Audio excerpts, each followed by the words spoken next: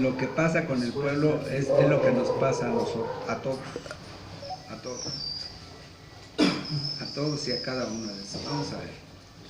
Vamos a ver qué es Josué.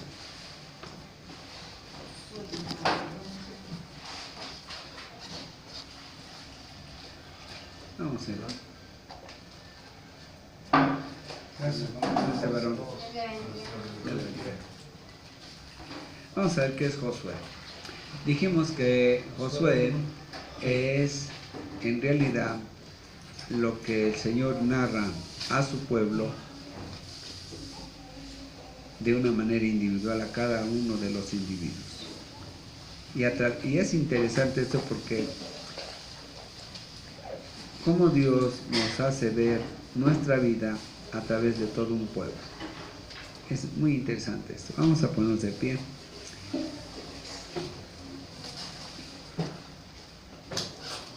Y voy a dar estudio, pero va a ser entre estudio y predicación. Pero está muy interesante esto. Vamos a leerlo solamente del 1 al 6, pero vamos a leer mucho más.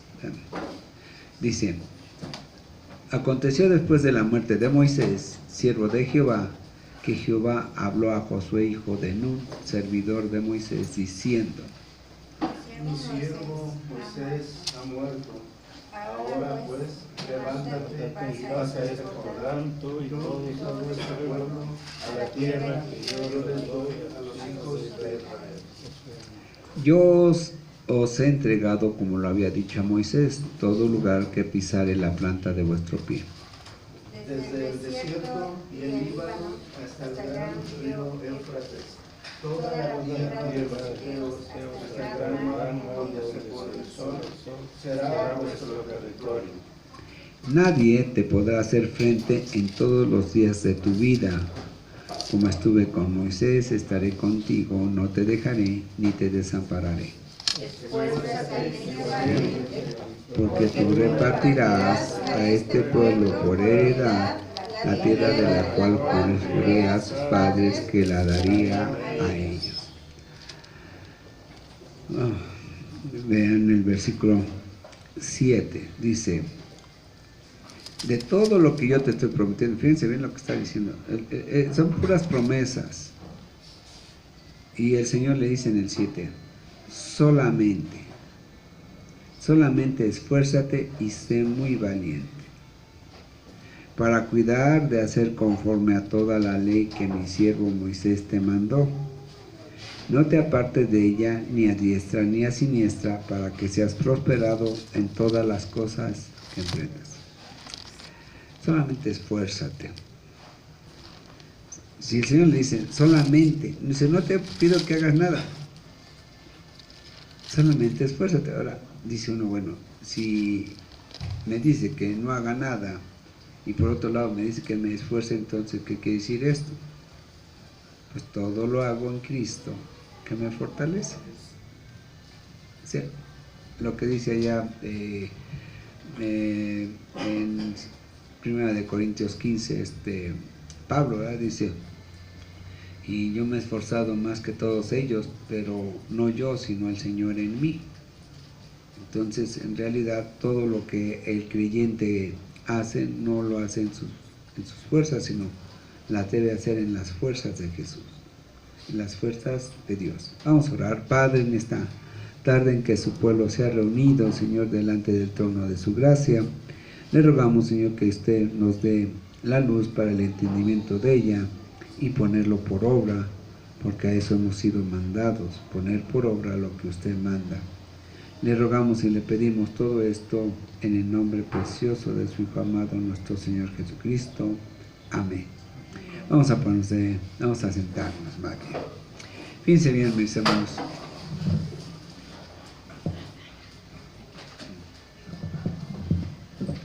Primero, dijimos que Josué, el libro de Josué, viene a ser una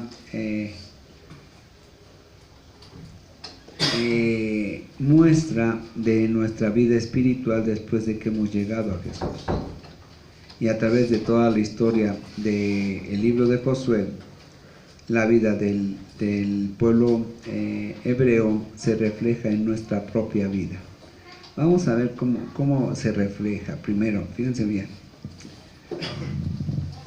En el versículo 1 dice que aconteció, es decir, sucedió después de la muerte de Moisés, siervo de Jehová, que Jehová habló a Josué, hijo de un servidor de Moisés, diciendo, fíjense bien, dice, después nosotros, al creer en Jesús, nosotros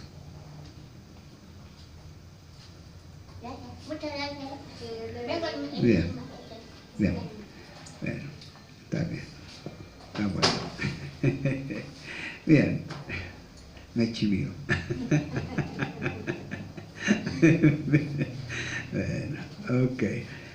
Cuando nosotros llegamos a Jesús, o cuando nuestro Señor Jesús llega a nosotros, nosotros morimos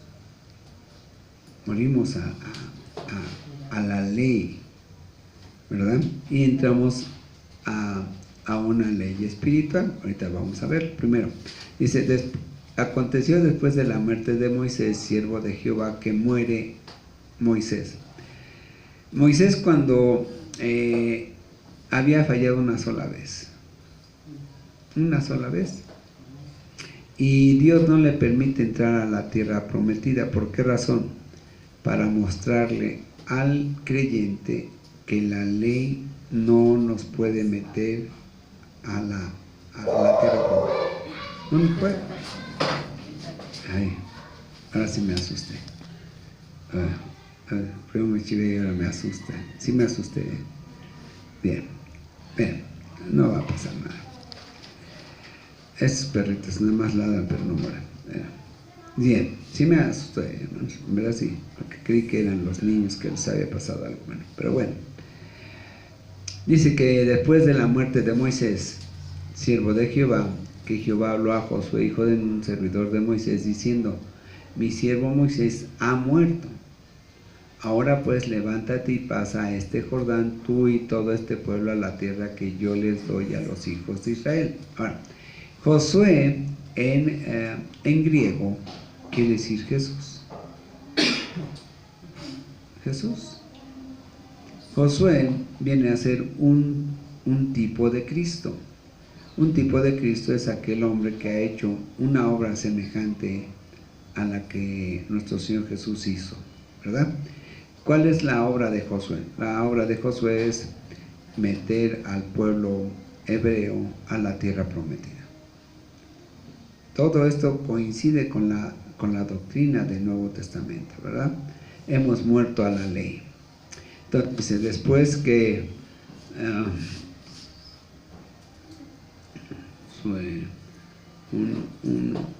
bueno, ahorita vamos a ver acá. Dice primero, acontece, ¿verdad? Acontece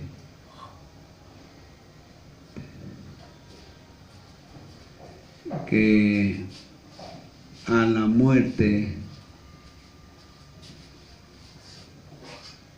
de Moisés, Dios habla con Josué. ¿Verdad? Dijimos, nosotros morimos a la ley terrenal. Acuérdense, la ley hay una ley terrenal, la que está escrita en la Biblia, y abajo de ahí hay una ley espiritual también escrita en la Biblia. Por eso mi insistencia en que veamos cada vez más la Biblia a través de lo espiritual.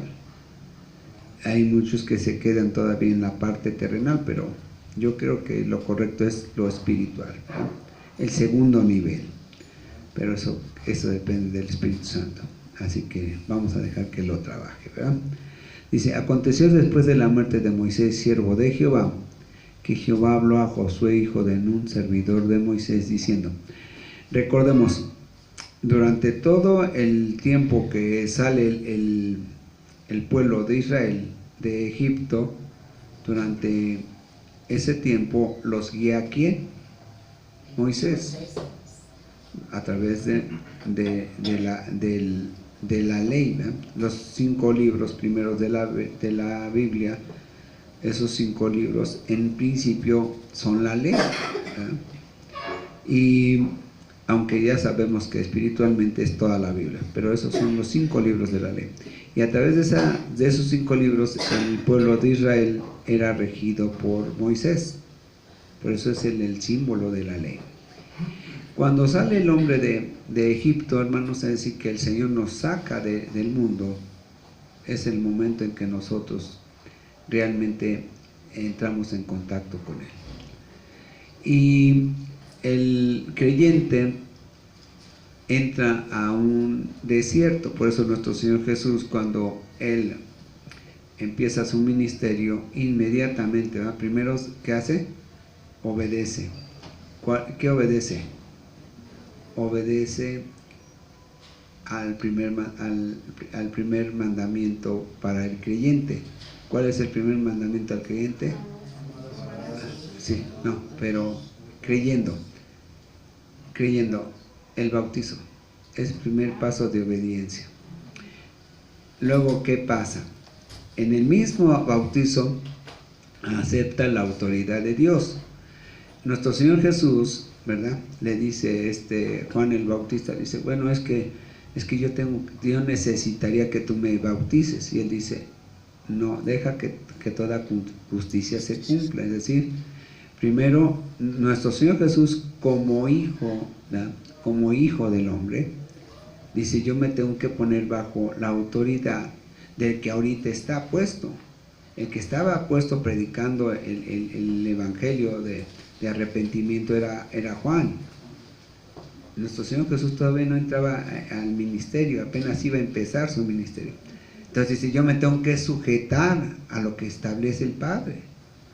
Yo no voy a llegar y decirle a Juan, hasta un lado ya llegué yo. No, nuestro Señor Jesús en ese momento, ¿verdad?, llega y dice, no, lo que estableció el Padre yo lo voy a aceptar tu autoridad para bautizar.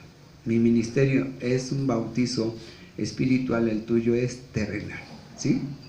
Entonces el Señor entra a obedecer y es bautizado. Ahora, nosotros cuando salimos del mundo, ¿verdad?, el Señor nos rescata, nosotros tenemos que ser llevados en principio por la Biblia, por la parte terrenal de la Biblia.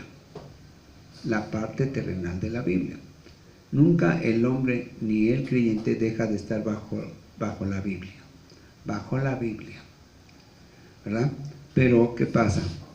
El pueblo hebreo estuvo bajo la ley, pero la ley también es espiritual, lo dice ya Pablo en Romanos 7, ¿verdad? Dice, la ley es espiritual, no es terrenal solamente. Entonces nosotros, cuando vamos aprendiendo, ¿verdad?, tengo una semana, tengo 2 semanas, 3 semanas, entonces tengo que ser llevado por la Biblia. Cuando ya entramos a la madurez espiritual, entonces somos llevados por el Espíritu Santo, ¿verdad? Bueno, entonces el pueblo hebreo sale de Egipto y entonces el Señor le da la ley, les dice la ley, ahí tienen que hacer esto y esto y esto. Pero como el pueblo es rebelde, entonces, ¿qué sucede? Lo que era fácil, la salida de Egipto a la tierra de Canaán era, en pueblo, hermanos, quizás vamos a pensar 2, 3 años, vamos a pensar esto. Y lo que se debería de haber sido en 2, 3 años, se convierte en 40. ¿Por qué? Por la rebeldía. Primero lo saca al desierto, ¿verdad?, en una relación, ¿qué? Personal. Entonces, la salvación sabemos que es personal. La relación con Dios, aunque estamos en grupo, ¿verdad?, en que estamos en congregación, en realidad nuestra vida espiritual es personal. Si uno es obediente más que el otro, no le afecta. Mientras sea solamente el aspecto espiritual, lo que haga o deje de hacer cualquiera de mis hermanos no me debe de afectar a mí. Me va a afectar siempre y cuando ya no sea una cuestión espiritual, sino que sea una cuestión, diríamos, carnal, ¿verdad? Por ejemplo, que un hermano sea grosero, que una hermana sea enojona, de ese tipo de problemas que no son espirituales definitivamente, ¿verdad?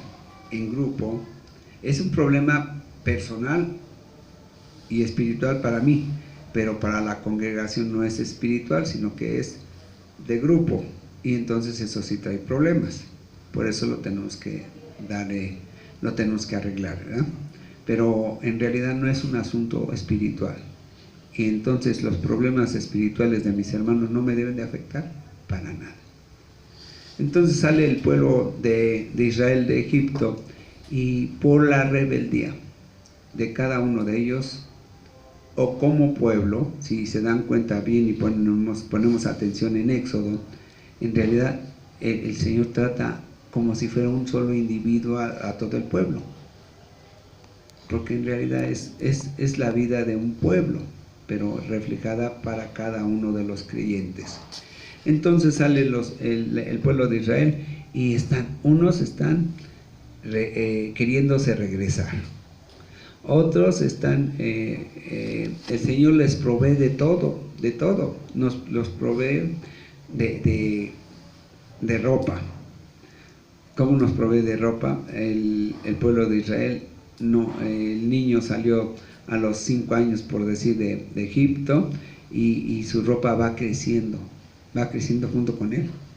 Los zapatos empiezan a crecer junto con él. O sea, el pueblo de Israel nunca tuvo que cambiarse de ropa, nunca. No comprarse unos zapatos, nada de eso. Llevaban animales, llevaban ovejas, llevaban burros, llevaban toros, llevaban vacas, llevaban muchas cosas. Pero si se dan cuenta, nunca comieron de eso, porque el Señor no quiere que nosotros dependamos en la comida de nosotros, que dependamos de Él. Él no quiere que nada del mundo saquemos, Él nos provee de todo. Entonces el pueblo entendía eso y aprendió eso de Moisés, y entonces, ¿verdad? Querían carne, pues no querían matar a sus animales, dice. El Señor no lo permite. Entonces el Señor les da codornices, ¿verdad? Pero en realidad, si vemos ese estudio de la codorniz, es que ellos querían lo carnal. Entonces el Señor dice, bueno, pues les voy a permitir, ¿verdad? Pero con orden. Aún así, el Señor tiene misericordia de su pueblo. Dice, a ver, también allá en Mateo, si vemos bien y estudiamos ahí en el pasaje donde a nuestro Señor Jesús le preguntan que si es lícito, ¿verdad? Rendirle culto rendirle tributo al rey, es decir, dar los impuestos. Dice, sí, dice, dar al rey, al César lo que es del César, y a Dios lo que es de Dios. Y si lo vemos a profundidad, eso se está refiriendo a la vida espiritual y a la vida terrenal. Entonces dice el Señor, sí puedes seguir, pues tienes que pagar impuestos, tienes que comer, tienes que trabajar y darle tributo a la vida terrenal, pero a Dios, a Él no le quites para darle al mundo. Al mundo no le quites para darle a Dios. Lo principal soy yo, dice Dios, ¿verdad? Pero no le quites, porque tienes una vida terrenal. Bien, entonces nosotros, cuando entramos al entendimiento de las cosas de Dios, o llegamos a los pies de nuestro Señor Jesús, empezamos una vida en el desierto. ¿Qué es en el desierto? Pues solos, y solamente guiándonos, ¿quién? Dios, de día y de noche. Nos guía de día y de noche. Al pueblo lo llevaba, ¿verdad? Con un fuego abrasador por las noches, cuando hacía frío, Es decir, te voy a cuidar de día y de noche, te voy a proveer. Y si nos acordamos del Salmo 121, es lo que está diciendo. Y luego les dice, bueno, ahora les voy a, ¿quieres tantita carnita? Bueno, te voy a dar, porque apenas empiezas. Pero carne en el sentido terrenal, no en el sentido de pecado. La carne a veces se refiere al cuerpo, pero a veces se refiere al pecado. Entonces dice, bueno, te voy a dejar vivir un poquito lo terrenal, lo que aprendes. Pero una cosa es que el Señor nos dé concesiones y otra cosa que el Señor, ¿verdad?, permita rebeldías. Nada de eso. El pueblo se quería regresar a Egipto, ¿no? Allá había baile, allá había cerveza. Allá en Egipto nació la cerveza, ¿verdad? Habían aprendido de Babilonia la cerveza. Habían aprendido en Babilonia también los egipcios acerca de los naipes. Habían aprendido acerca... Muchos juegos de azar ahí nacieron en Babilonia, no creo que son nuevos. Entonces aprenden y entonces se querían regresar y el Señor les dice, no, no se van a regresar. Cuando el cristiano es verdaderamente cristiano, no se regresa al mundo. Y si se regresa, le va como en feria. Como en feria. Entonces el pueblo sigue, ¿verdad? Y lo que tendría que haber sido una regeneración, una santificación en 2-3 meses o 2-3 años, se hace muy largo. Y entre más largo se hace, pues se hace más penoso. Muchos cristianos no disfrutan su cristianismo. No lo disfrutan. No tienen el gozo, o sea, no disfrutan porque es gozo. Pero ¿qué hacen? Ay, se están quejando. Ay, el pastor está, en lugar de predicar 25 minutos, se pasa 1 hora, 1 hora y cuarto. En lugar de que sea cada mes, la reunión se hace martes y jueves. Y el domingo los se tardan un montón los pastores. Y no disfrutan.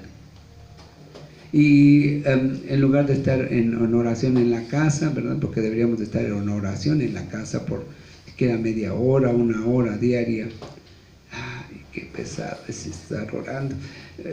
Voy a leer un versículo ya con eso. Una hermana que su marido le ayudó a la conversión, ¿verdad? Le digo, hermana, tiene que orar, tiene que aprender a orar. Dice, ay, pastor, ¿cómo le hago? Le digo, pues lo que usted quiera decirle. Ay, Señor, tú sabes lo que yo quiero, amén. Así. Y así le digo, hermana, es que usted tiene que pedirle, es una plática. Ay, Señor, bueno. Entonces, esta hermana no disfruta todo lo que debería de ser el cristianismo. Y el pueblo de Israel no disfrutó esa salida, porque están regañando, están rebatiendo lo que el Señor les dice, ¿verdad? Ah, no, allá hay baile, y es muy sabroso el baile, hermanos, en serio, muy sabroso. Para los que les gusta el baile saben de lo que estoy hablando. Así como a los que les gusta tomar, también es sabroso, ¿verdad? A mí nunca me gustó tomar, pero no le tomé sabor. A los que les gusta fumar también es sabroso. A los que les gusta los juegos de azar también les es sabroso. Por eso lo cometen y por eso lo hacen. Pero el Señor dice, tienes que dejar todo eso lo tienes que dejar. Y obviamente que pues dice uno, pues ¿cómo voy a dejar eso tan sabroso? Las reuniones con la familia, cada domingo desde las 8 o 10 de la mañana hasta las 6, 7 de la noche, y estábamos a gusto, pero ahora tenemos que ir a la congregación. Y dejar eso cuesta, hermanos. Que cada semana teníamos la costumbre de ir a comer con los compadres, con los amigos, con los hermanos. Todo eso cuesta. Y el Señor es lo que pide, ¿verdad? Ahí lo vemos en Lucas 14, 25. Tienes que dejar todo eso. pero no queremos. A unos se les ha espesado porque tienen que dejar el fútbol.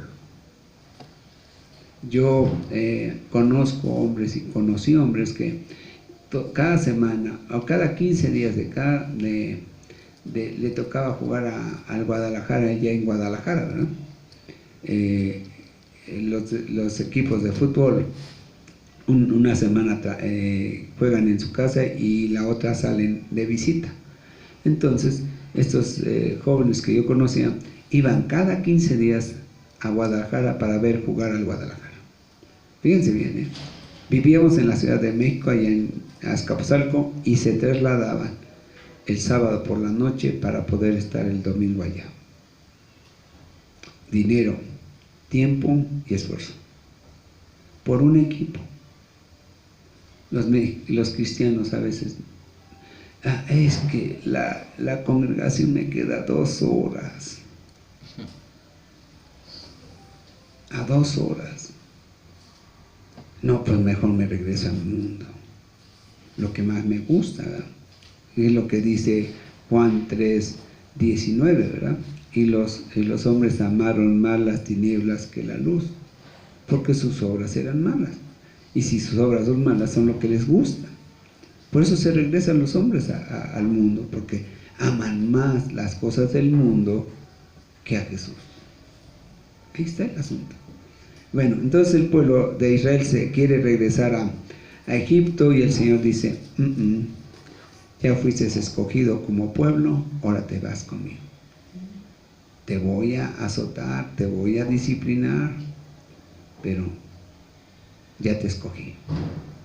Entonces son llevados por la ley, y dijimos lo que tendría que haber sido muy rápido, se hace penoso para el pueblo de Israel por su rebeldía.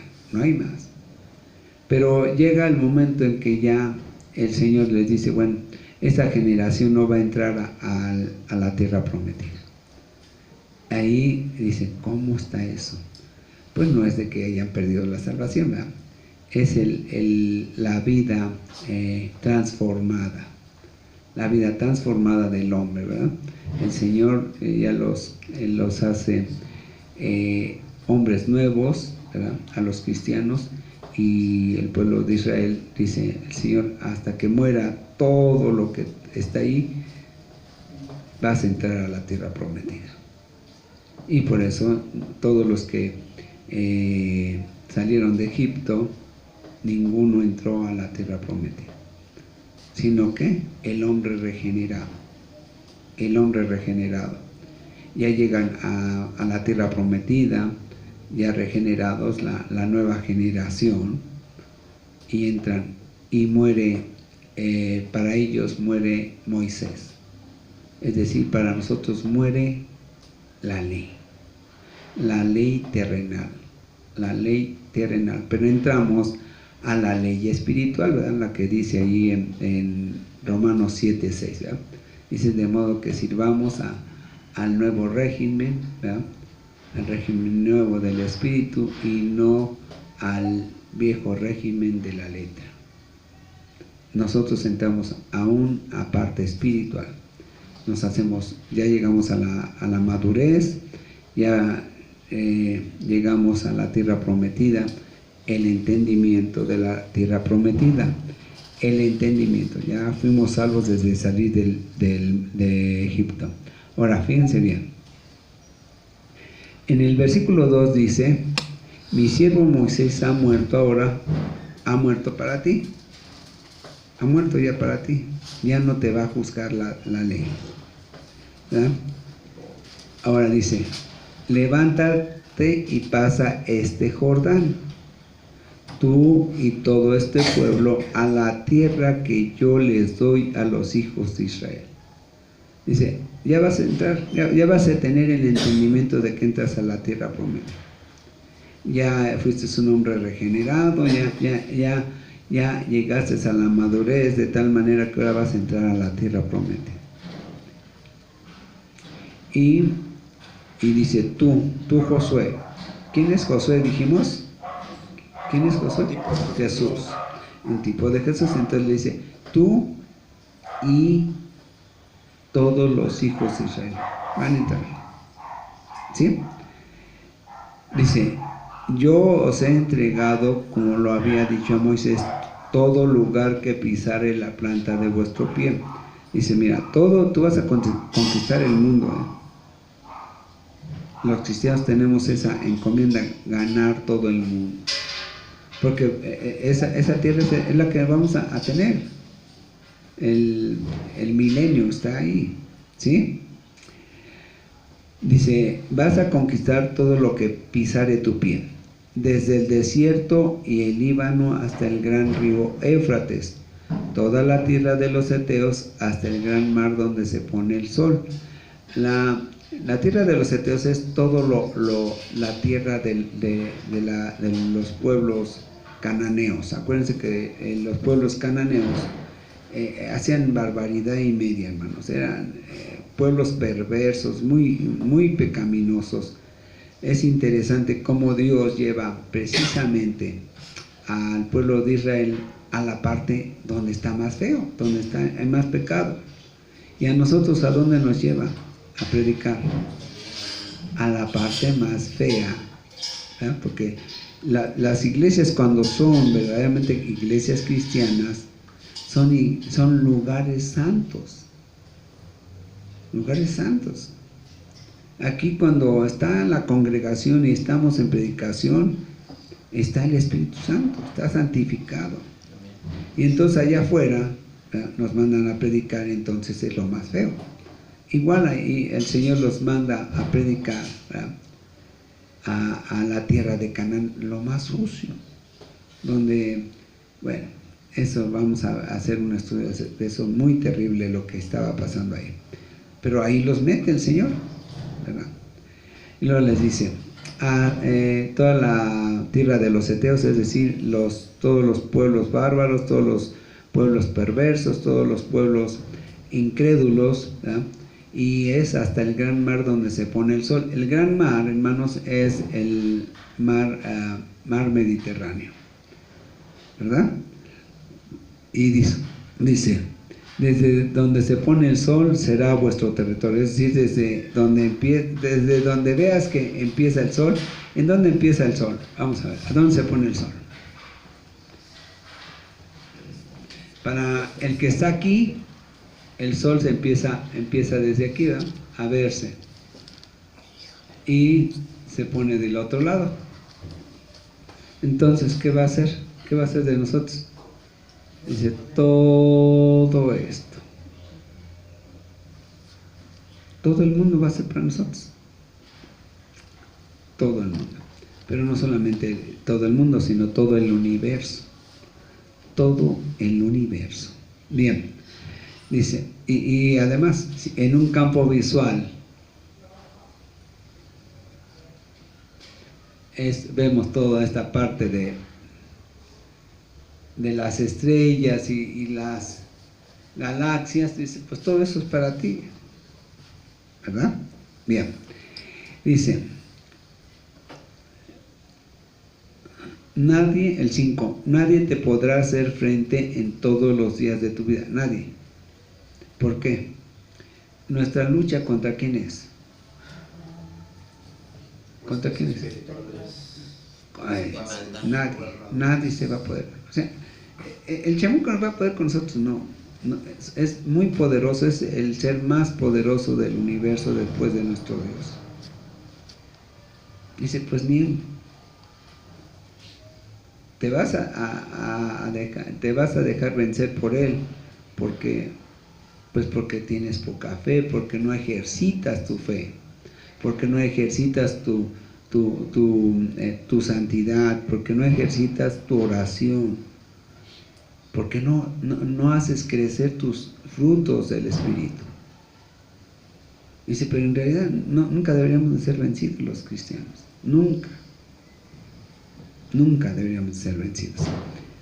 Dice, nadie te podrá hacer frente en todos los días de tu vida. O sea, mientras estés aquí en la tierra, nadie puede hacer contra ti nada.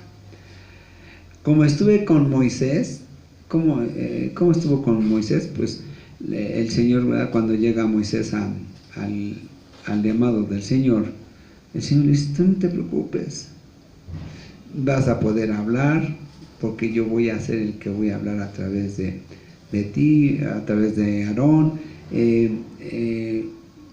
te voy a proteger de habladurías. Acuérdense cuando María, su hermana de Moisés, y aún Aarón hablaron contra Moisés, ¿verdad? Y eso no es difícil, hermano. los colaboradores de Moisés, ¿verdad? Hablaron mal de él. Entonces el Señor dijo, a María la llenó de lepra y la hizo ir al desierto para que ahí se arrepintiera y ya pudiera regresar al campamento. Miriam. ¿Perdón? Miriam. Ya. Bueno, es que ahí yo leí que decía María. Sí, es lo mismo. No, pero yo les voy a ayudar. Bueno. Averiguo el nombre de esa, realmente Miriam, no es María. No, sí la sabemos. Sí, mi hermano, Miriam. Nada más es un chascarrillo para que se despierte. Bien. Ahora, fíjense bien qué dice. Nadie te podrá hacer frente en todos los días de tu vida, como estuve con Moisés protegiéndolo, como le estuve proviendo, como le estuve llenando de autoridad. Nosotros tenemos autoridad, hermanos. Y no estoy hablando de los pastores, estoy hablando de los cristianos. Autoridad que a veces nosotros se nos olvida ejercer en el mundo. Y no estoy hablando de decir, yo decreto y yo digo, no, simplemente con nuestra autoridad, cuando nosotros nos sometemos, hablamos hace rato en el estudio de los varones, cuando nos sometemos al Señor nos da poder de autoridad. Bien, entonces dice, como estuve con Moisés, estaré contigo, no te dejaré, ni te desampararé. O sea, siempre voy a estar contigo y voy a estar, ¿qué? Cubriéndote. Allá en Efesios, ¿verdad? El Señor, a través de la armadura de Dios, vemos cómo nuestro Señor Jesús dice que Él va a estar, a tus espaldas cubriéndote. Y también, obviamente, por medio del Espíritu Santo, también de frente, de modo que Él va a luchar nuestras luchas.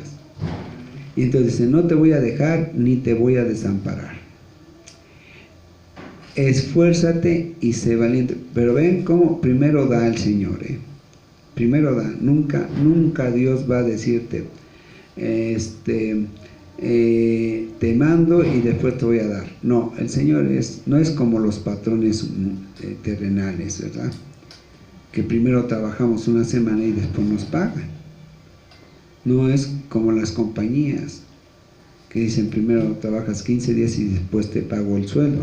No, el Señor dice, primero te doy y en ese entendimiento ahora no solamente te pido, te mando, te ordeno que hagas eso, porque ya está pagado. Ya está pagado el servicio, aunque Él no debería de pagarnos nada. No nos debería de pagar nada.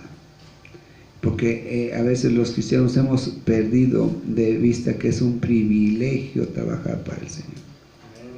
Hay cristianos que dicen, yo quisiera trabajar para Televisa, yo quisiera trabajar para Telemundo, quisiera trabajar para la Philips, quisiera trabajar para Liverpool, quisiera trabajar para Sears, para Walmart, y tenemos al mejor patrón, el que mejor paga por adelantado, ¿verdad? Bien. Ahora dice, esfuérzate. Dice, ya te di, ahora te voy a decir qué quiero que te di, qué te voy a mandar.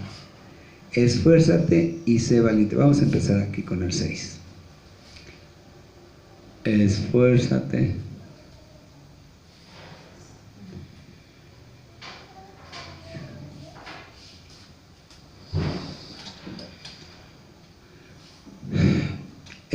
Esforzarnos, hermanos, en el mundo hoy en día, aquí en México se utiliza sacrificio. No, el sacrificio no, nosotros no tenemos que hacer ningún sacrificio. La palabra correcta es un esfuerzo. Los cristianos debemos de quitar de nuestra mente o de nuestro vocabulario la palabra sacrificio, a menos que nos refiramos al sacrificio de nuestro Señor Jesucristo. Pero en nosotros no hay ningún sacrificio, ni debe de ser nada de sacrificio. Es esfuerzo. Esfuerzo. Ese mal entendimiento o ese mal uso de esa palabra trae muchos problemas a los congregantes. Muchos problemas.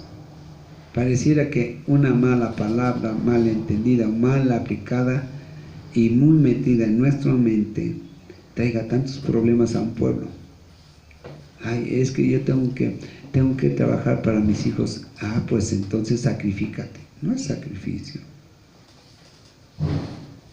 No es sacrificio, es esfuérzate párate temprano.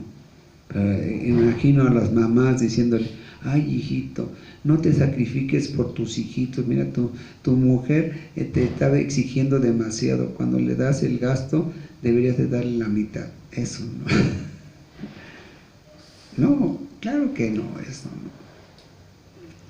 Ay, esa mujer es una loba. Es una abusiva contigo, vean, pobrecito, ¿cómo te tiene? Te hace trabajar 6 días a la semana. Siquiera te dejara tomar el sábado completito y sin molestarte. O hay algunos cristianos, bueno, ya no sé si son cristianos, pero sí he oído a hombres que dicen, déjenme tomar como Dios manda. Déjenme fumar como Dios manda. Déjenme bailar como yo no sé eso, pero bueno, ahí es, ¿verdad? Entonces, nosotros no tenemos nada que utilizar la palabra de sacrificio más que para referirnos al sacrificio de nuestro Señor. Y eso fue de Él, no de nosotros. Bien, dice Dios, esfuérzate y sé valiente. Sé valiente. ¿Por qué? Fíjense bien.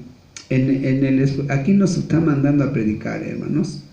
Esfuérzate y sé valiente, porque tú Josué, junto con este pueblo, ¿verdad?, que heredaron mi heredad, van a dar por heredad la tierra de la cual juré a sus padres que la daría a ellos. Y si ustedes van a repartir esa tierra, ¿cuál es la tierra que vamos a repartir? La iglesia, el reino de Dios. Nosotros vamos a repartir eso. Vamos a repartir por medio de la predicación, ¿verdad? Voy e invito a otra persona al evangelio y esta persona cree, y entonces le estoy haciendo también partícipe de mi heredad. Dice, esfuérzate y sé valiente, porque tú repartirás a este pueblo, ¿verdad?, escogido por Dios, ¿verdad?, por heredad la tierra de la cual juré a sus padres que la daría a ellos. Ahí está. ¿Sí? Bien, entonces dice, tienes que ir a predicar. Es que mi ministerio es ser pastor, pero también tienes que ir a predicar. El hermano Enrique en la semana va y predica a varios. Yo tengo una familia, a veces, no crean, hermano, me dan ganas de decir, ay, mi hermano, mis hermanitos no pueden venir a la iglesia. Pues sí, pero mientras no vengan, yo tengo que ir para allá. Solamente un tiempo, ¿verdad?, en el que el Señor tiene que actuar en ellos y ellos tienen que entender que hay que congregarse. Bien, dice, solamente, ahora fíjense bien nuevamente, esfuérzate y sé valiente. Esfuerzo igual a tiempo y fuerza.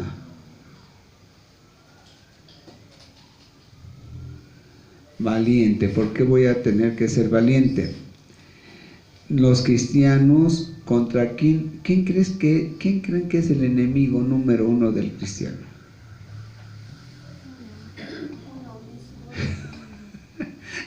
Le echamos la culpa al chamuco. Él no es nuestro peor enemigo.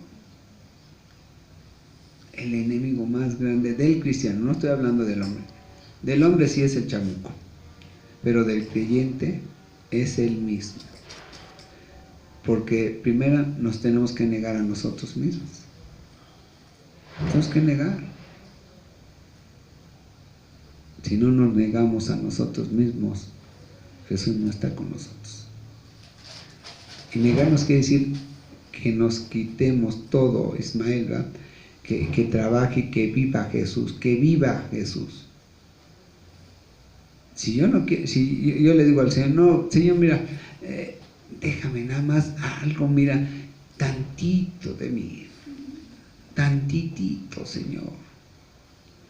Te doy todo, pero déjame el 5% para mí. Dice el Señor, no. Es todo o nada. Una vez mi hermana, la que a veces ha venido, me dice, oye, qué mala, fíjense lo que me dijo, así me lo dijo, qué mala onda es Jesús, es Dios, ¿verdad? Digo, ¿por qué? Dice, porque le dije que tenía que ver toda la Biblia desde el principio. Dice, ¿cómo le quita a su pueblo, cómo le quita la tierra a los pueblos que ya estaban ahí y se lo da a su pueblo? Dice, no, no debe de ser. Le digo, a ver, si tú le quieres regalar tu casa a otra persona, a la que tú quieras, ¿tus hijos tendrían derecho a enojarse? Dice, no, porque pues es mi casa. Pues sí, la tierra es de Dios y su plenitud, toda la tierra es de Él. ¿Por qué se va a enojar la gente porque le quita? ¿Por qué? Como que no quedó muy convencida en ese momento, pero yo espero que ya lo haya comprendido, ¿verdad? Entonces dice,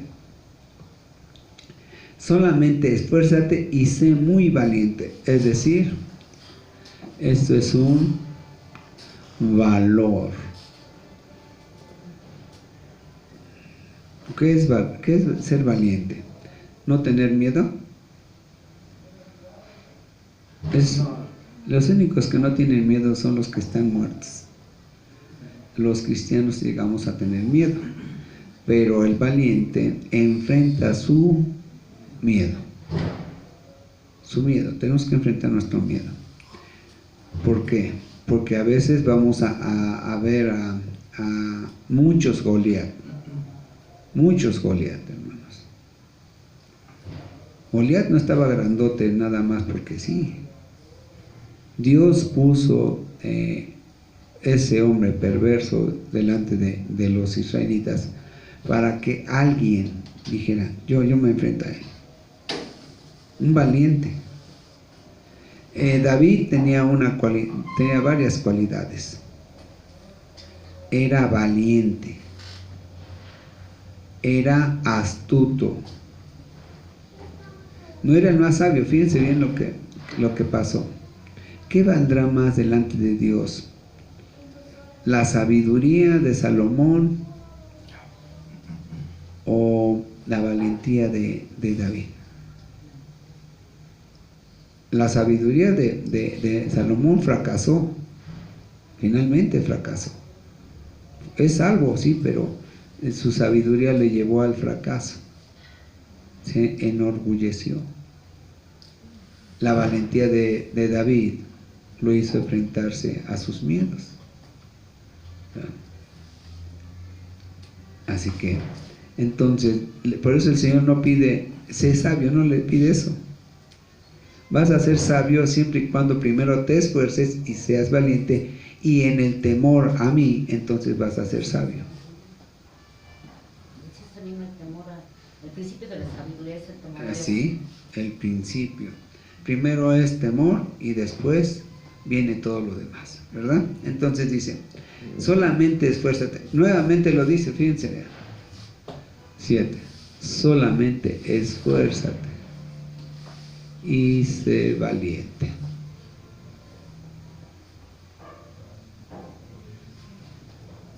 Vean, porque tú y sé muy valiente para cuidar de hacer conforme a toda la ley que mi siervo Moisés te mandó. Ahí está. Ahí está la ley, ¿qué? Ahí está la ley, ¿qué? Ya había muerto Moisés, ¿tenían que obedecer? Sí. A la ley terrenal no, pero hacia la ley espiritual, que está contenida ahí mismo, ¿verdad? Aquí está una letra terrenal, y aquí atrás está la A espiritual. Ahí mismo, no tenemos que verlo a través de lo espiritual. O sea, no cambia nada, hermanos. No estoy diciendo que la Biblia no hay que obedecerla así, pero hay que meternos a la parte espiritual. Ya vemos, por ejemplo, cuando el Señor le dice al pueblo que no deben de comer de ciertos tipos de alimentos, de cierto tipo de animales. Les dijo, pero era para hablarles de algo espiritual, para que entendieran que los animales, a través de los animales, que había perversidad en el mundo. Y bueno, eso yo ya lo di cuando hablé acerca de bueno, ahorita no recuerdo el tema, pero yo lo di eso. Bien, no me acuerdo, porque sí me acuerdo que lo di. Sí. Y cualquiera que diga que no está equivocado, no es cierto. Sí lo di. Bien, dice, solamente esfuérzate y sé muy valiente para cuidar de hacer conforme a toda la ley que mi siervo Moisés te mandó. Fíjense bien, para obedecer a Dios, fíjense bien, tenemos que, ¿por qué? Porque nuestra lucha no es contra sangre y carne, hermanos. No es contra sangre y carne. Primero, el esfuerzo es para luchar contra ti. Contra ti mismo, que eres el enemigo número uno. De ti mismo, no de los demás. Y valiente para enfrentarte a los fuertes espirituales de maldad. Y entonces, ¿por qué? Los chamucos no van a decir, no te van a asustar. Los chamucos lo que van a hacer es que van a querer ser piedra de tropiezo para ti. Ay, no, mira, no es cierto eso, lo que predica este pastor es mentira. Mira, ni siquiera terminó una carrera para que tú le obedezcas. No, mira, es mentira de eso de que el baile que hace, que es pecaminoso. El baile no es pecaminoso, pero sí trae pecado. Eso no se te olvide. Ayer llegó ahí al negocio y empezó a hablarme de su vida. Y le dije, hermano, Señor, yo conozco de lo que usted me está diciendo. Y le digo, yo predico en una iglesia, y le digo a la iglesia, el Señor me permitió conocer mucho pecado para poderles hablar del pecado. A otros pastores no les dejó llegar a tanto pecado. Y entonces ellos predican de otra cosa, ¿verdad? Pero a mí el Señor me permitió pecar mucho. Me permitió y me dio mi suma, claro que sí. Muchos problemas, muchas vergüenzas, hermanos. Porque a veces cuando el pecado es muy grande, trae vergüenza a nosotros. Muchos dolores, el costo es muy grande del pecado. Aparentemente el Señor lo hace como para cascar, no lo hace para eso, lo hace para que crezcamos espiritualmente. Bien, entonces dice, para que hagas conforme a toda la ley que mi siervo Moisés te mandó, porque va a haber guerra, ¿verdad?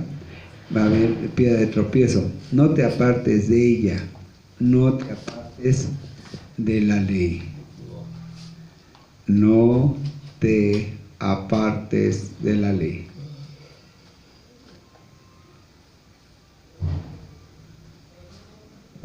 No te apartes de ella.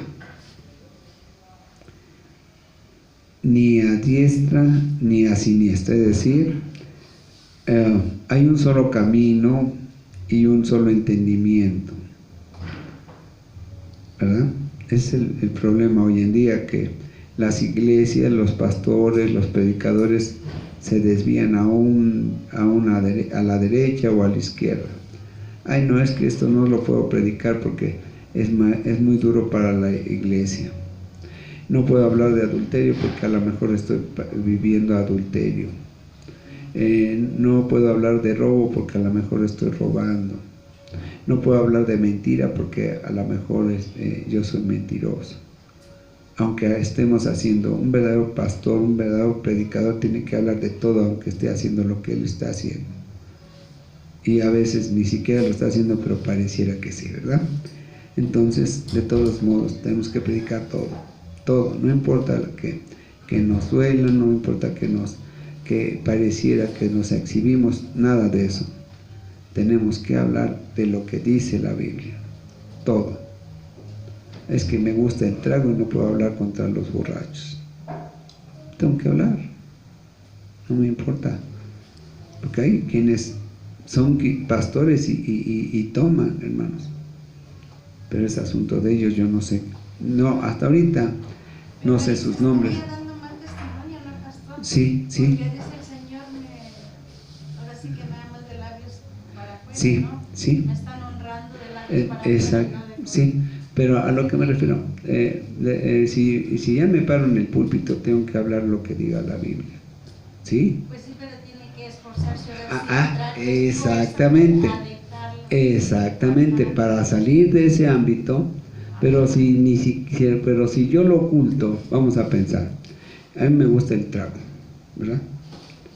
Y entonces, como yo sé que algunos me han visto en la cantina, pues no predico contra los borrachos. Más bien, no contra los borrachos, sino contra el alcohol, contra el alcoholismo. Es malo. Yo tengo que hablar del alcoholismo, aunque a mí me guste, porque es finalmente lo que la Biblia dice allá en Corintios, ¿verdad? Los borrachos no entrarán en el reino de los cielos. O sea, a lo que me refiero es que a veces nos sentimos dentro de ese pecado, hermanos, y por eso no predicamos eso. Lo tenemos que predicar. Tenemos que predicar. Lo que predique no va a tener autoridad moral. Exactamente, lo que se predique no va a tener autoridad moral, pero sí tenemos que decirlo. O sea, a veces no predicamos ciertas cosas porque nosotros estamos viviendo eso. Entonces tenemos que predicar. Pero además, acuérdense, no es la autoridad moral. En realidad, cuando entramos a la madurez espiritual, yo no oigo al pastor. Yo no oigo lo que manda el pastor. Estoy oyendo lo que dice la Biblia. Lo que dice la Biblia. Y el que manda que no se adultere, el que manda que no se robe, el que manda que no se mienta, el que manda que no se emborrache es Dios, no los pastores.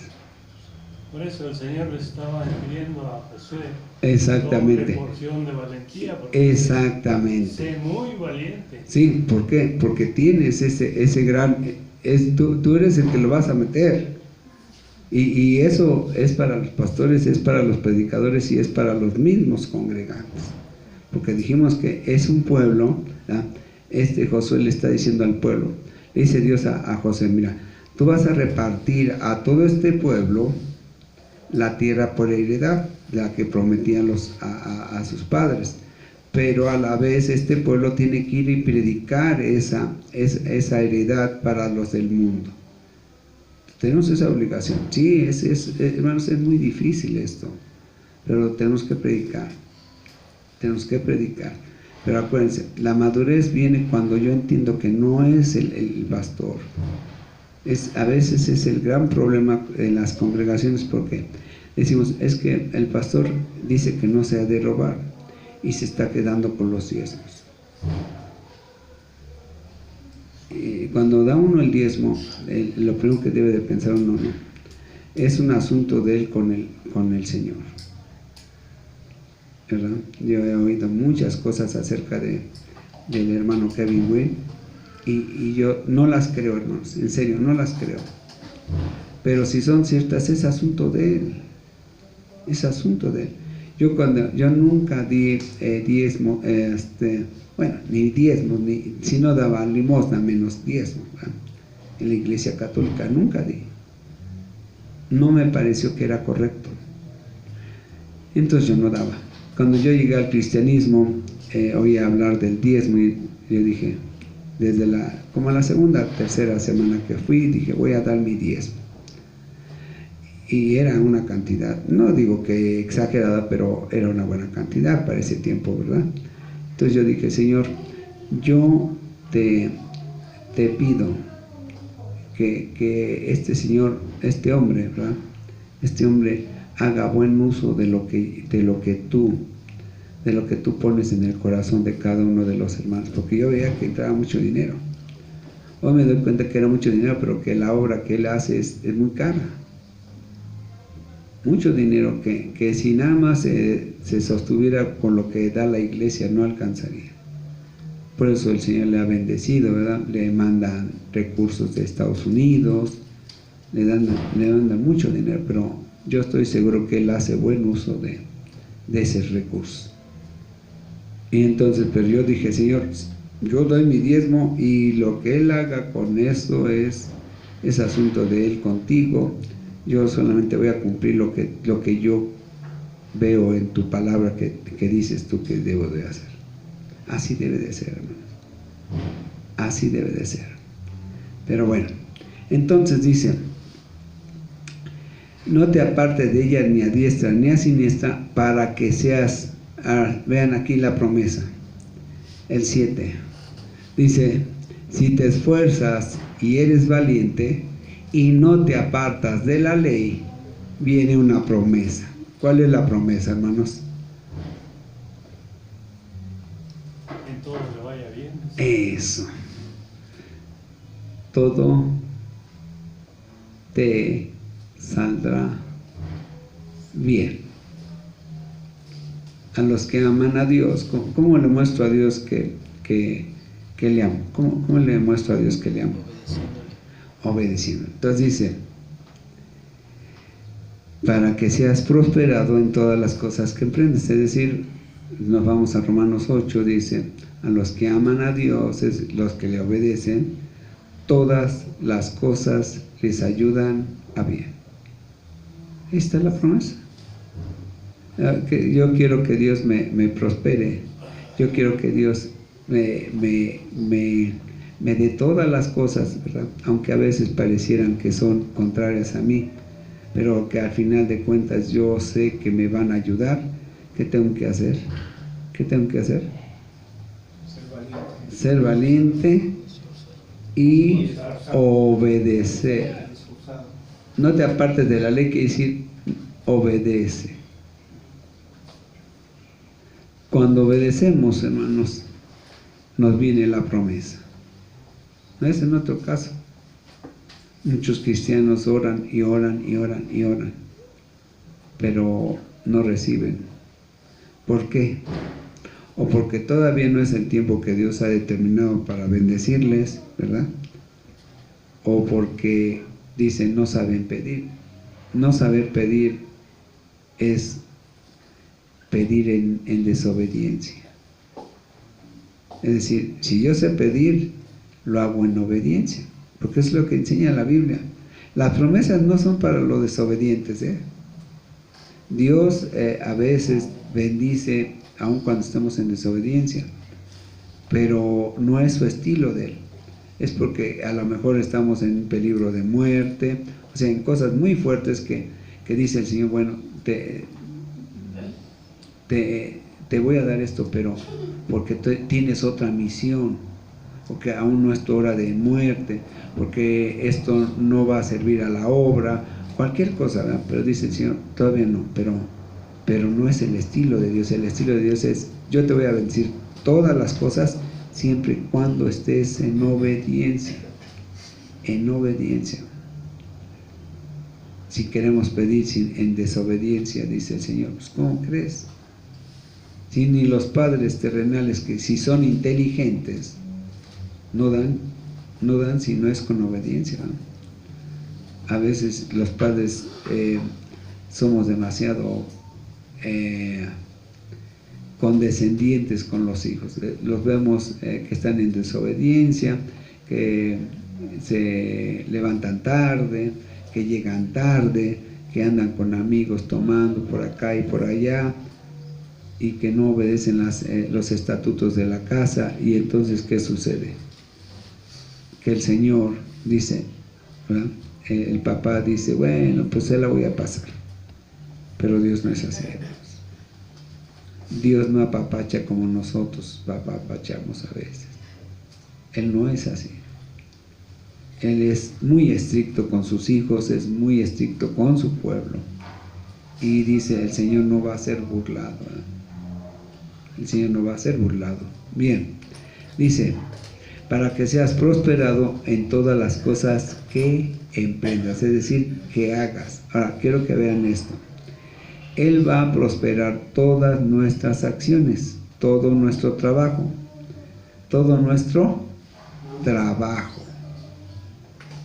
Pero si no hacemos nada,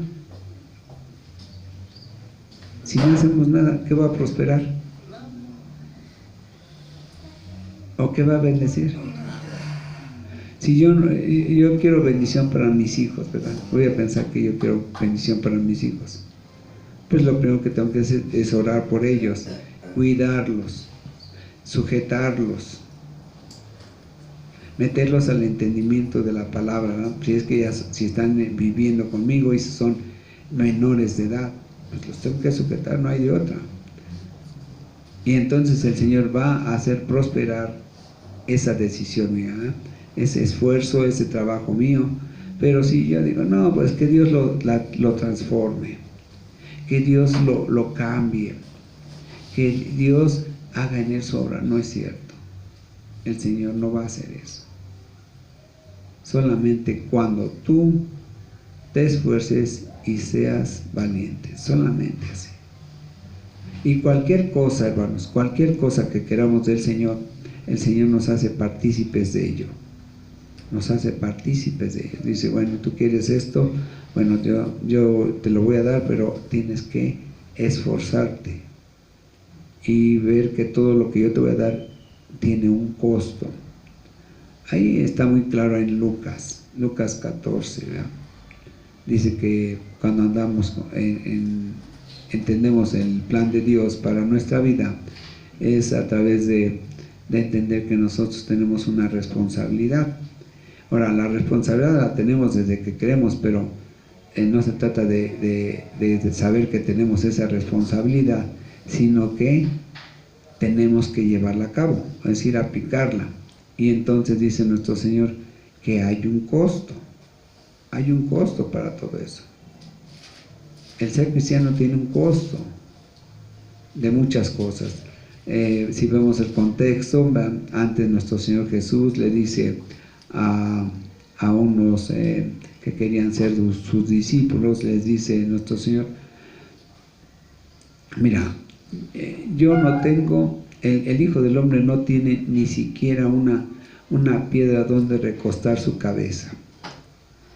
Cuando vemos eso, hermanos, la cabeza es el recipiente de nuestras ideas, de nuestros anhelos. Ahí está el cerebro, ahí están las ideas, están los proyectos, están los anhelos, todo eso. Y entonces nuestro Señor Jesús está diciendo, mira, si tú me quieres seguir a mí, tú tienes que ser como yo, porque yo no tengo mi propio proyecto, el proyecto mío es el del Padre. Tú no tienes que tener tu pensamiento, el pensamiento que yo tengo es el del Padre. Tú no tienes que anhelar nada, tú tienes que anhelar lo que yo anhelo, porque yo anhelo lo que el Padre anhela. ¿Sí vamos entendiendo? O sea, nosotros como cristianos ya no tenemos que tener un proyecto propio. Todo tiene que ser dirigido exactamente a la obra de Jesús. Nada más. No, nuestra vida personal, hermanos, a veces el Señor dice, mira, ni siquiera me interesa. Fíjense bien lo que le estoy diciendo. Dice, ni siquiera me interesa tu vida personal. Y en verdad, Dios no es que nos deje de amar, no. lo que más le interesa a Dios es la obra de nuestro Señor Jesús. Lo que más le interesa en ese mismo orden es su iglesia. Y lo que más le interesa al Señor es su pueblo.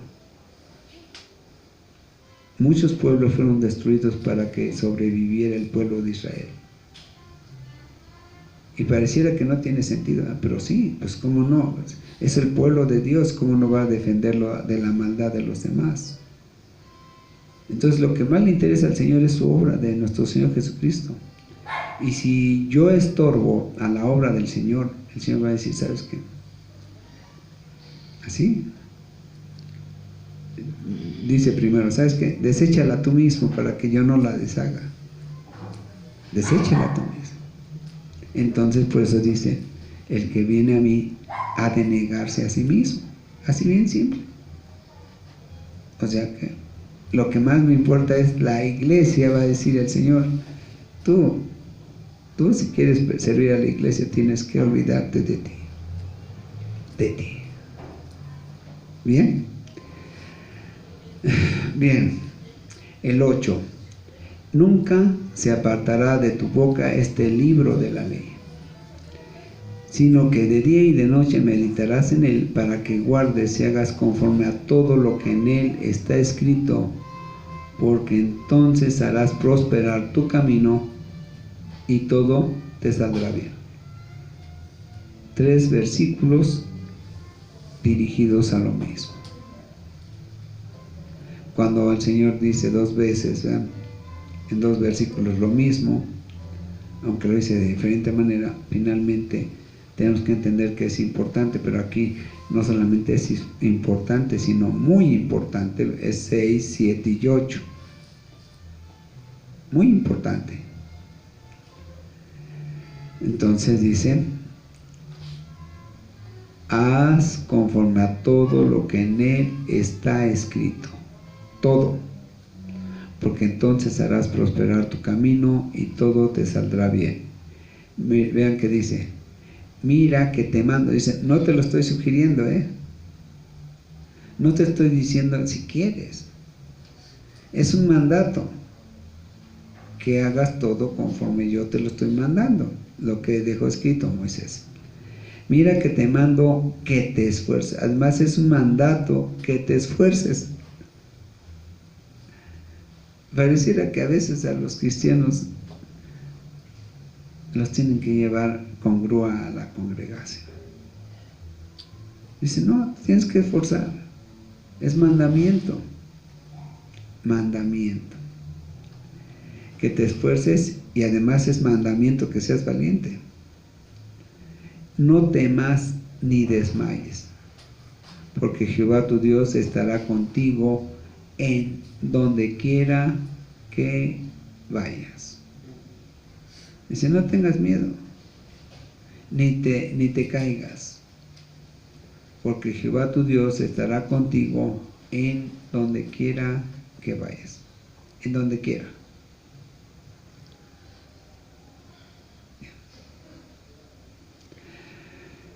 Bien, preguntas.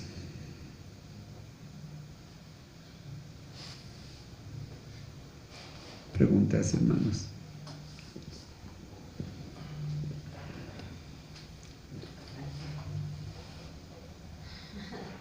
Dice la hermana Mario, el que predica debe de predicar también con el ejemplo.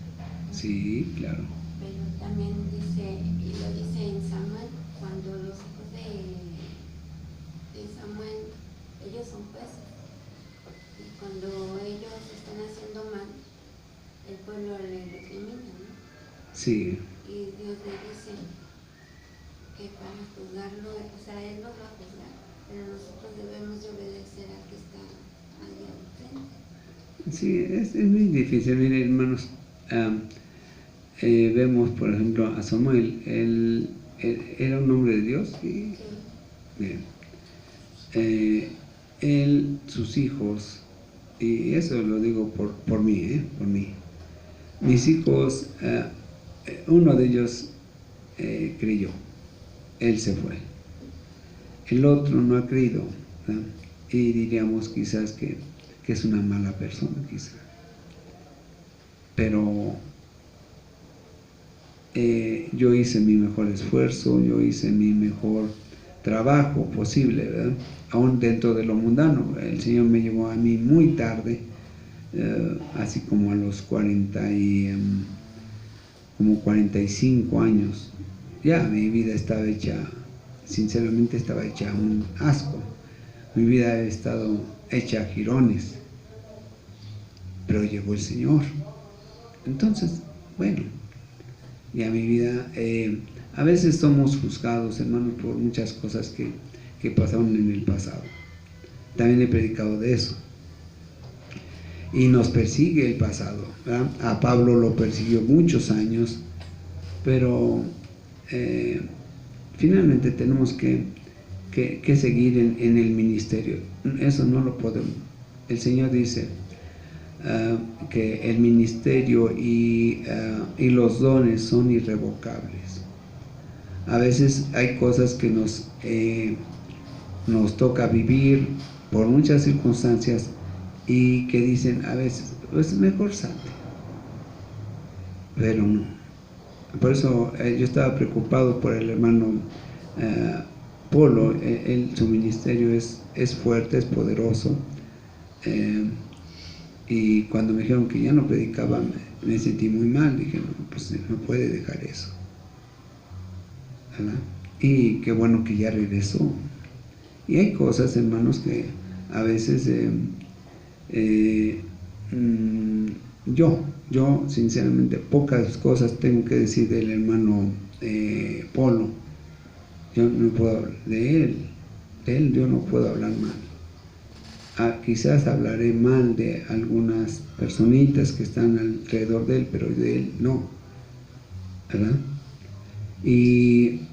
Pero lo que me preocupa a mí es lo que él hace.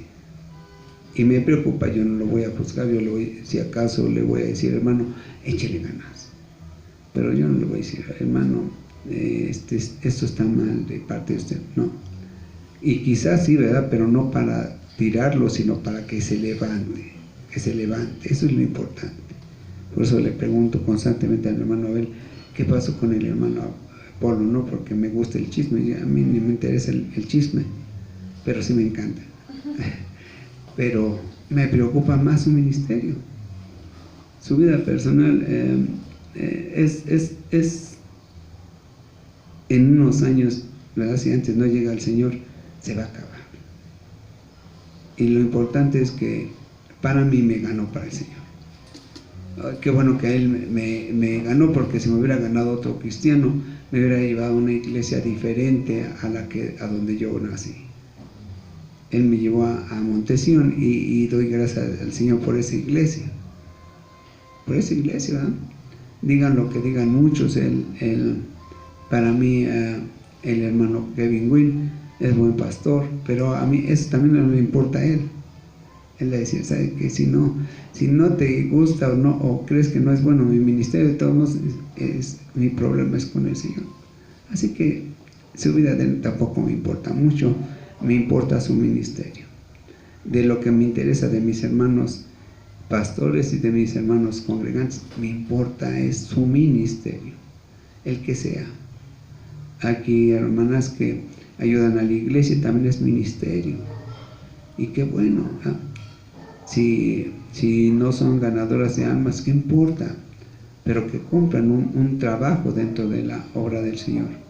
Hay hermanas que el Señor les ha bendecido grandemente y son ganadoras de almas, pero también es un asunto de ellas.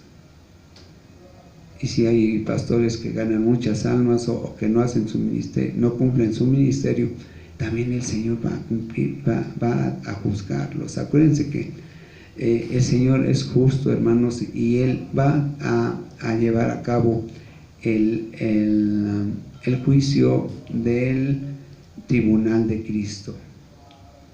El tribunal de Cristo. El pueblo cristiano no va a dejar de ser juzgado por el Señor, ¿verdad? Va a decir, mira, a ver, tú hiciste esto, tú cumpliste esto, pero ¿sabes qué? Tú fallaste en esto. Y esto te va a restar galardones. O sea, hay pérdida de todos modos, ¿verdad? Y ganaste 10 galardones, pero perdiste 9, nada más te toca uno. Y ni modo que le diga uno al Señor, oiga, no sea malito, pues, déjeme los 10. No, el Señor es Dios justo. Por eso Pablo dice, ¿verdad? Vamos rápidamente a Timoteo.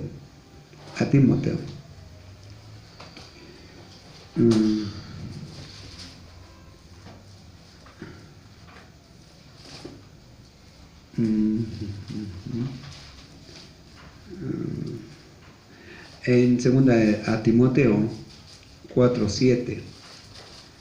Ese es el 6, desde el 6.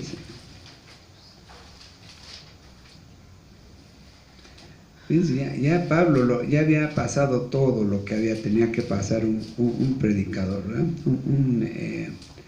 Un apóstol. Dice, segunda a Timoteo 4:6, dice, porque yo ya estoy para ser sacrificado y el tiempo de mi partida está cercano.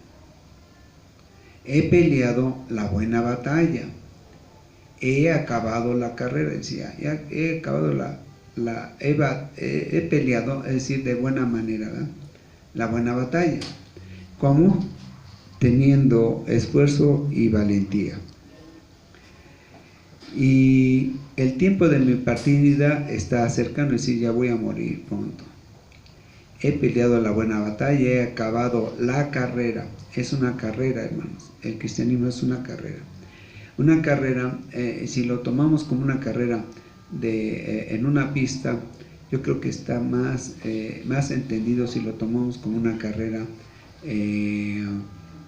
profesional. Vamos a explicar esto. En una carrera profesional a veces tenemos buenos empleos.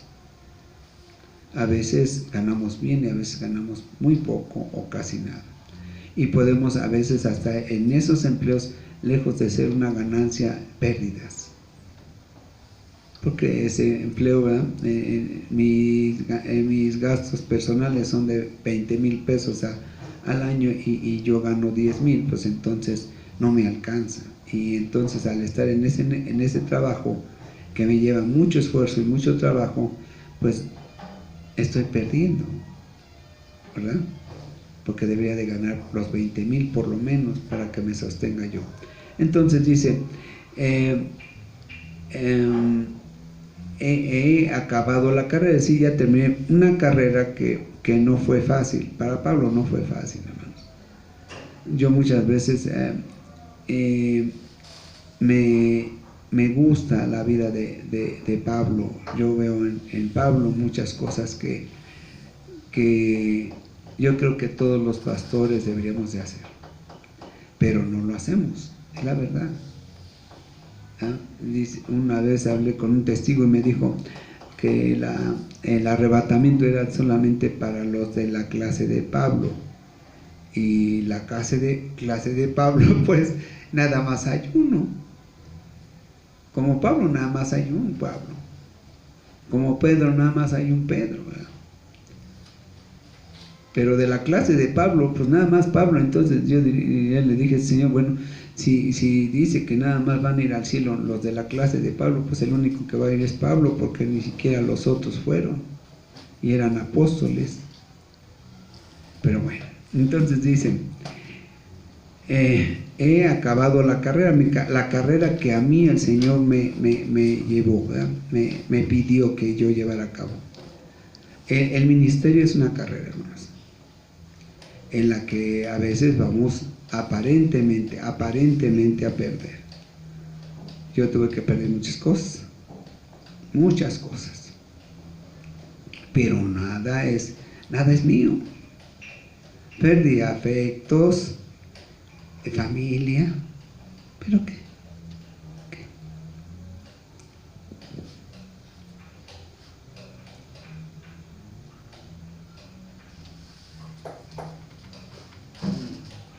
¿Qué importa eso? Dice, he acabado la carrera. Hay carreras, hermanos, donde no siempre se gana. no se gana. El pago está allá arriba, no está aquí. Aquí no está. Y así es como ni los hijos, miren hermanos, yo veo luego a los hijos que hay buenos padres y son malos hijos. Malos hijos. Y veo malos padres y luego veo buenos hijos. Increíble. Pero así es el mundo y así está. Así que, en verdad, a veces yo sí me duele, ¿cómo no? Soy humano.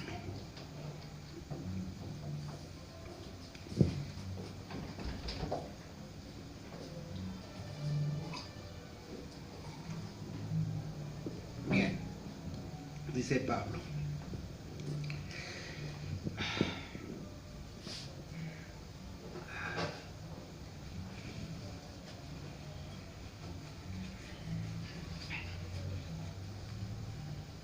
Dice, he acabado la carrera, he guardado la fe. Dice, eso no me la han podido quitar. Y vamos que le pegaron duro a él. Le pegaron duro.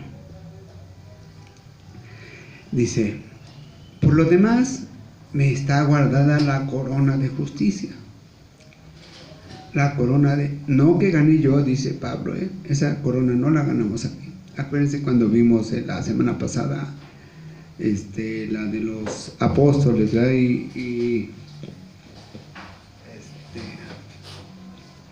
Apocalipsis 4.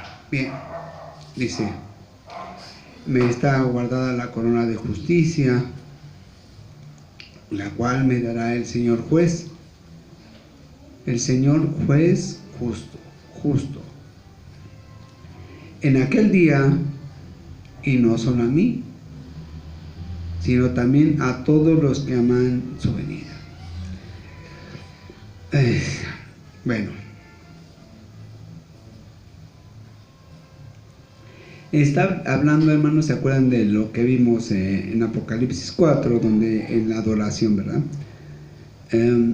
En esos 7 años que el pueblo de la iglesia va a estar allá arriba, mientras aquí hay juicio en el mundo, van a pasar muchas cosas. Va a haber adoración, va a haber el repartimiento de galardones, y el Señor va a juzgar cada una cosa, cada cosa que habíamos hecho. Y dice Pablo, lo que me llena de ánimo no es lo que yo recibí en el mundo, sino lo que voy a recibir allá arriba. Bien. Y no solamente yo, ¿verdad?, sino todos los cristianos. El Señor es bueno, hermanos, más de lo que nosotros quisiéramos creer o entender. En realidad Él es muy bueno. Y Él ha juzgado a su pueblo y a cada uno de nosotros al día. Nosotros deberíamos decir, bueno, ya me juzgó lo que hice yo hace 3, 4 años, 40, 30 años. Y si entendiéramos eso, entonces diríamos, ya todo está pasado. Ahora, el Señor perdona el pecado, no las consecuencias. Eso sí que quede claro. Las consecuencias, es así, dice, las consecuencias te las dejo. Es parte de tu responsabilidad, es parte de tu obra, así que no te preocupes. De todos modos, esto va a pasar rápido, es rápido. ¿Sí, mis hermanos? Bien, y no solamente a mí, sino a todos los que aman su venida. Tenemos que amar y desear su venida. Si hay cristianos que no desean la venida del Señor, o sea que dice, bueno, mira, no importa si viene dentro de 20 años, 30 años, o no viene, me da igual. Eso no es un pensamiento cristiano. Eso no es un pensamiento cristiano.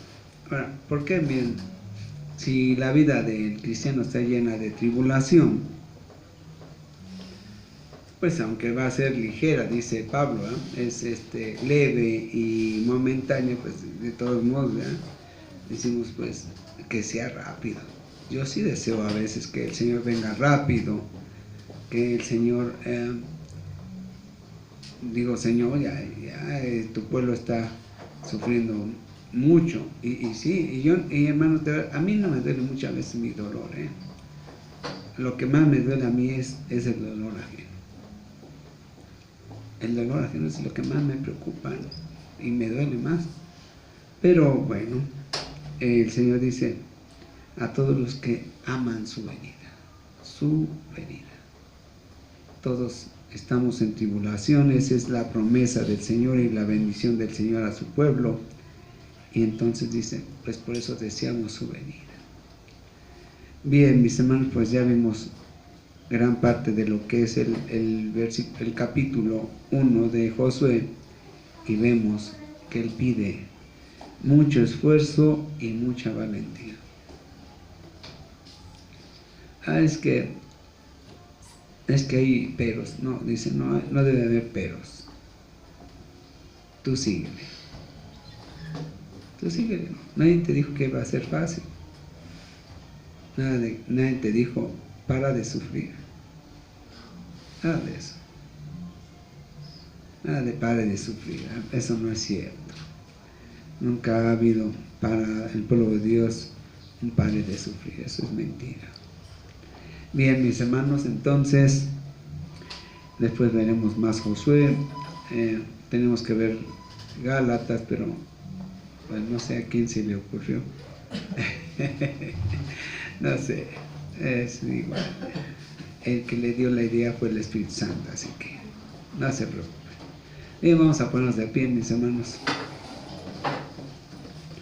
Sí, Padre, gracias esta tarde por habernos dado estudios, Señor, acerca del libro de Josué, un libro hermoso, Señor, en la que más adelante vamos a ver que es la lucha contra nosotros mismos, contra los pecados que todavía están en nuestra carne, contra los pecados que, Señor, aún no han sido cubiertos por nuestro esfuerzo, por nuestro